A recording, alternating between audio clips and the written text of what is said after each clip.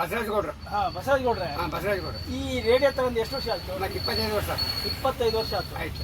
ನನಗೆ ಯಾವುದೆಲ್ಲ ಇಲ್ಲಿ ಬಂದೆ ನಿಮ್ಮ ಅಂಗಡಿಗೆ, ಇದರ ನ್ಯೂಸ್ ಕೇಳ್ತಾ ಇದ್ದಿಲ್ಲ, ನಂಗೆ ಭಾಳ ಸಂತೋಷ ಆಯಿತು. ಅದಕ್ಕೋಸ್ಕರ ರೇಡಿಯೋ ಸಾಮಾನ್ಯ 10 ವರ್ಷದ ಈ ಕಡೆ ನಾನು ಎಲ್ಲೂ ಕೇಳಿಲ್ಲ, ಆದರೆ ಇವತ್ತು ನಿಮ್ಮ ಅಂಗಡಿಗೆ ಕೇಳಿದೆ, ನಂಗೆ ಭಾಳ ಸಂತೋಷ ಆಯಿತು. ನಾನು ಇಟ್ಕೊಂಡಿದ್ದೀನಿ. ಹಾಂ, ನ್ಯೂಸ್ ಕೇಳ್ತಾ ಇದ್ರಿ, ಎಲ್ಲ ಚಾನಲ್ಲು ಬರ್ತಾ ಇದರಲ್ಲಿ. ಹೌದಾ? ಹಾಂ ಹಾಂ. ಯಾವ್ಯಾವ ಚಾನಲ್ ಬರುತ್ತೆ? ಅದೇ ಭದ್ರಾವತಿ, ಹಾಂ ಆಮೇಲೆ ಮತ್ತು ಧಾರವಾಡ, ಗುಲ್ಬರ್ಗ. ಹಾಂ ಬರ್ತಾರೆ. ಹಾಂ ಹಾಂ. ಯಾವ್ಯಾವ ವಿಚಾರವನ್ನು ನೀವು ಕೇಳ್ತೀರಾ ಹೇಳಿ, ಹೇಳಿ. ಯಾವ್ಯಾವ ಟೈಮ್?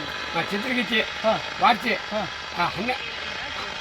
1:10 ವಾರ್ತೆ, 1:10 ವಾರ್ತೆ. ಆಮೇಲೆ ಮತ್ತೆ 2:20 ವಾರ್ತೆ, ಹಾಂ 2:20. ಹಾಂ.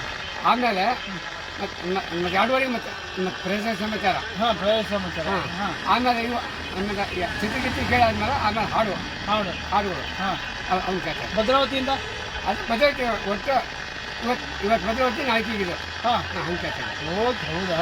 ಒಂದು ದಿವಸ. ಹಾಂ, ಓ, ಅದಕ್ಕೂ ಆಪ್ಷನ್ ಕೊಟ್ಟಿರಿ. ಹೌದು. ಓಹೋ, ಸರಿ ನಾವು ಸರಿ. ನೋಡೋದಿಲ್ಲ, ಹಾಂ, ರೇಡಿಯೋನೇ. ರೇಡಿಯೋನೇ. ಹಾಂ ಹಾಂ ಹಾಂ. ನಾನು ಮನೆಗೆ ತಿಂಡಿ ಹೊಂಟ್ರೆ ಹಾಂ. ಅದು ಒಂದು ಸ್ವಲ್ಪ ತಗೊಂಡು ನಾನು ಜೋಬಲ್ಲಿ ಹಾಕೊಂಡು ಹೋಗ್ತಾನೆ. ನನ್ನ ಮಕ್ಕಳ ಜೊತೆ ಅದು ಮುಟ್ಟಬಾರ್ದು, ಹತ್ತಬಾರ್ದು.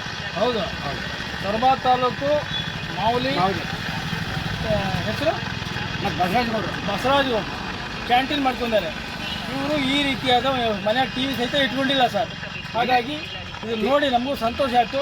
ಇವತ್ತು ರೇಡಿಯೋ ಕೇಳೋರು ಸಾಮಾನ್ಯ ಸೊರಬ ತಾಲೂಕಿನಾಗ ಇವರೇ ಫಸ್ಟು ಅಂತ ಕಾಣ್ತೈತಿ. ಸೊರಬ ತಾಲೂಕಿನಲ್ಲಿ, ಬೇರೆ ತಾಲೂಕಿನ ಗೊತ್ತಿಲ್ಲ, ಸೊರಬ ತಾಲೂಕಿನಾಗ ನೀವೇ ಫಸ್ಟ್ ಚೆನ್ನಾಗಿ ಏನು ಬಾಕಿಗಳು ಇದ್ದಾವೆ. ಹಾಂ ಇರ್ಬೋದು, ಆದರೆ ನೀವು ಡೈಲಿ ಕೇಳ್ತೀರಿ ಅಂದ್ರೆ ನಂಗೆ ಭಾಳ ಸಂತೋಷ ಆಯಿತು. ಏನು ಕೇಳ್ತೀವಿ, ಇದು ಉಳಿಬೇಕಿದ್ದು.